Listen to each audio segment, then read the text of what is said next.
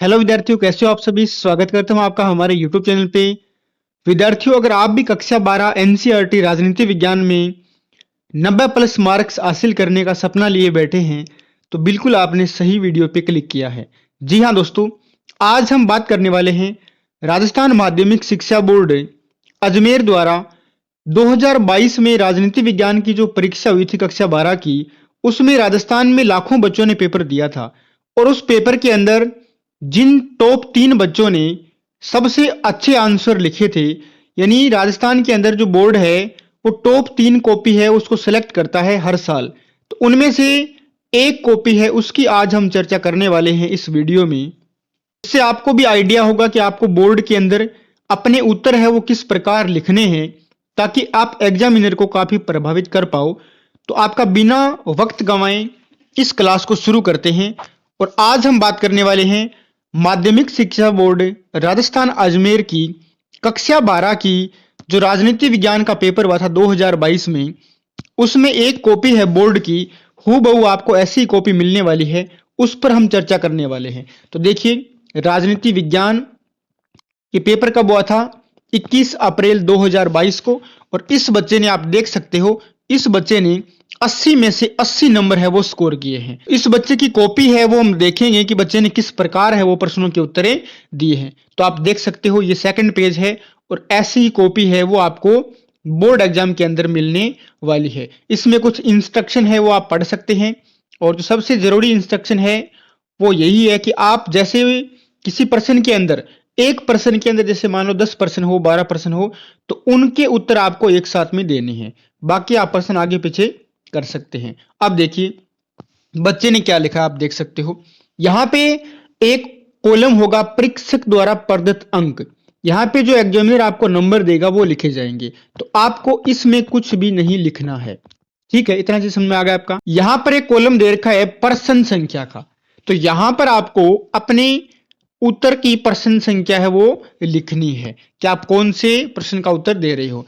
तो बच्चे ने ये यहां पर एक लिख दिया, इसका मतलब प्रश्न संख्या 1, और उसके अंदर उसने पहला प्रश्न किया है। तो पहले का ऑप्शन क्या है? ऑप्शन नंबर 6 इसका सही उत्तर है 1949।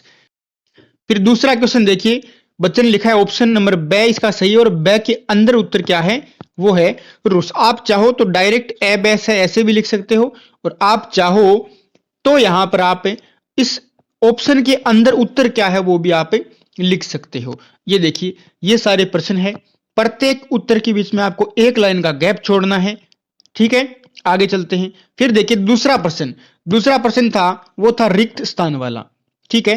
तो बच्चे ने यहां पे लिख दिया है कि ये रिक्त स्थान वाले प्रश्न है, ठीक है। आगे देखिए पहला प्रश्न देखिए, 1962 में सोवियत संघ के नेता, यहां पर था खालिस्तान, ने क्यूबा में परमाणु मिसाइलें तैनात कर दी। इसका उत्तर क्या लिखना था आपको? निकिता क्रुश्चेव।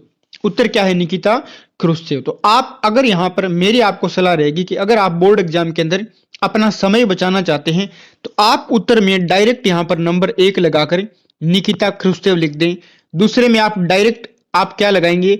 उत्तर लगाएंगे नंबर 2, और हिरोशिमा और नागासाकी आप लिख सकते हैं। इसमें आप लिख सकते हैं सिंधु नदी जल संधि, ठीक है ना। कहने का मतलब है कि ऑप्शन वाले प्रश्न में आपको पूरा प्रश्न लिखने की कोई भी आवश्यकता नहीं है, डायरेक्ट आप उत्तर लिखो, जितना एग्जामिनर ने पूछा है उतनी ही चीज आपको लिखनी है।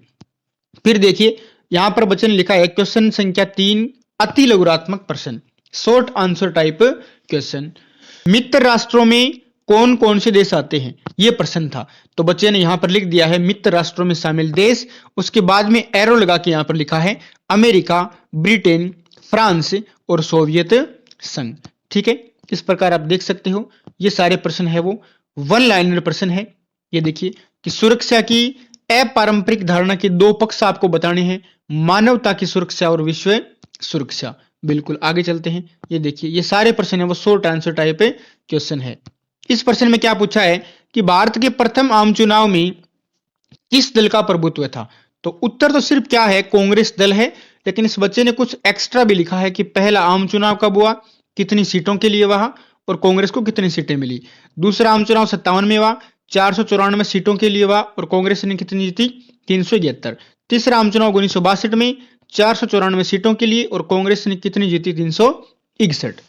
आप चाहो तो इस तरीके से भी है वो उत्तर दे सकते हो। फिर देखिए ये सारे प्रश्न क्या है, वो 1 नंबर वाले प्रश्न है। फिर देखिए बॉम्बे प्लान का पूछा था कि बॉम्बे प्लान क्या है, तो देखिए बॉम्बे प्लान, अब देखिए यहां पर ये 1984 नहीं है। देखिए कई बार एग्जामिनर भी क्या करते हैं, एग्जामिनर भी गलती करते हैं।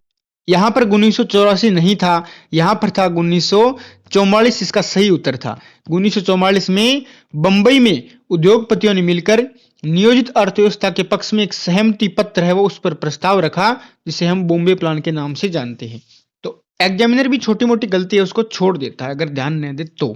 ठीक है, आपको गलती करनी नहीं है। फिर देखिए आगे देखिए, ये सारे प्रश्न है वो यहाँ पर बाम सेब का पूरा नाम पूछा है। ठीक, यहां से लघुत्रात्मक प्रश्न है वो शुरू होते हैं। तो देखिए चौथा प्रश्न था कि शीत युद्ध के दौरान छोटे देश महाशक्तियों के लिए क्यों उपयोगी थे। तो एक तो संसाधनों की दृष्टि से और सैन्य सुरक्षा की दृष्टि से। तो इस तरीके से बच्चे ने उत्तर दिए हैं। तो आप इन सब को देख सकते हो कि गुण निरपेक्षता की नीति में भारत को क्या फायदा था, ये प्रश्न पूछा था। फिर देखिए शोक थेरेपी का प्रश्न पूछा था 1990 में। 1990 नहीं है ये 1990 के दशक में है। ठीक है, आगे चलते हैं। ये देखिए आप अच्छे तरीके से वो अपने उत्तर को प्रेजेंट करना है। यहाँ पे लिट्टे के बारे में पूछा था कि लिट्टे का पूरा नाम बताइए, या फिर लिट्टे की प्रमुख मांग क्या थी। तो श्रीलंका में ये क्या कर रहे थे, उत्तरी पूर्वी हिस्से में अलग देश की मांग कर रहे थे। फिर भारत पाकिस्तान के बीच तनाव के कारण पूछ लिए, क्योटो प्रोटोकॉल का प्रश्न आया था। ठीक है, मेरे पास में अभी आपका जो पेपर है वो नहीं है, तो यहाँ पे डायरेक्ट है वो उत्तर लिखे हुए हैं। तो आप देख सकते हो कि भारत के सामने कौन कौन सी चुनौतियां थी, 2 चुनौतियां पूछी है यहाँ पर। और कांग्रेस कौन से सामाजिक विचारधारात्मक गठबंधन के रूप में थी, ये आपको बताना है। ऑपरेशन फ्लड के बारे में प्रश्न है। और ये प्रश्न देखिए पीवी पर्स, ये बच्चे ने पीवी पर्स लिखा है, तो आप थोड़ा सा ध्यान रखना, आपको मिस्टेक है वो बाय द वे हो जाए, लेकिन आपको कोशिश यही करनी है कि हमें कोई गलती नहीं करनी। ठीक है, फिर देखिए चिपको आंदोलन का प्रश्न आया था। ये देखिए ये सारे प्रश्न है, सारे क्वेश्चन। तो बिल्कुल आपको भी ऐसी कॉपी मिलने वाली है बोर्ड परीक्षा के अंदर। ठीक है, तो आपको भी आप भी अच्छे नंबर हासिल कर सकते हो। आप भी 80 में से 80 नंबर लेके आ सकते हो। राजनीति विज्ञान में कोई बड़ी बात नहीं है, बिल्कुल लेके आ सकते हो। पर बशर्ते आप अच्छा पढ़िए, जितना भी पढ़ते हो, जितना भी पढ़ो अच्छा पढ़ो, बार बार उसको रिवाइज करो। ठीक है, और फिर आपको अच्छे तरीके से एग्जाम के अंदर उन चीजों को प्रेजेंट करना होता है। ये देखिए यहां पर बच्चे ने अपने उत्तर पूरे कर दिए, तो यहाँ पे लास्ट में इसने समाप्त लिख दिया। और ये यहाँ पर एग्जामिनर ने 1 मई 2022 को कॉपी चेक कर दी है। तो इस पर फिर आपको तिरछी लाइनों से बचे हुए पेज है उनको काटना होता है। तो एक बार फिर से आप देख सकते हैं कि किस तरीके से वो ये बोर्ड एग्जाम की कॉपी है। बिल्कुल आपको भी एज इट इज ऐसी कॉपी बोर्ड परीक्षा के अंदर मिलने वाली है। ठीक है, इसी तरीके से परफॉर्म करना है। और मेरी तो आपके साथ में गुड विशेष है कि आप अच्छे से अच्छे नंबर है वो हासिल करो बोर्ड एग्जाम के अंदर। और तो चलिए स्टूडेंट, अगर वीडियो आपको अच्छा लगा हो तो वीडियो को लाइक करें, वीडियो को शेयर जरूर करना।